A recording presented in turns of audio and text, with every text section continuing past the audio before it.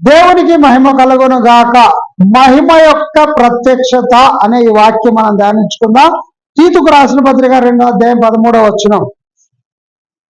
అనగా మహాదేవుడును మన రక్షకుడైన యేసు క్రీస్తు మహిమ యొక్క ప్రత్యక్షత కొరకు ఎదురు చూచుచు ఈ లోకములో స్వబుద్ధితోనూ నీతితోనూ భక్తితోనూ బ్రతుకుచుండవలెనని మనకు బోధించుచున్నది అని ఇక్కడ చెప్తూ ఉన్నా.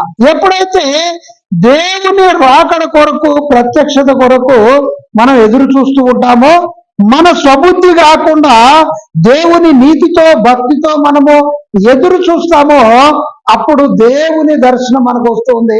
దేవుని కార్యాలు మన జీవితాల్లో జరుగుతూ ఉంటాయి. మనం ఏం చేస్తాం? మన స్వబుద్ధి మీద ఆధారపడుతూ ఉంటాం. అలా కాకుండా దేవుని మీద ఆధారపడాలి. ఆమేన్.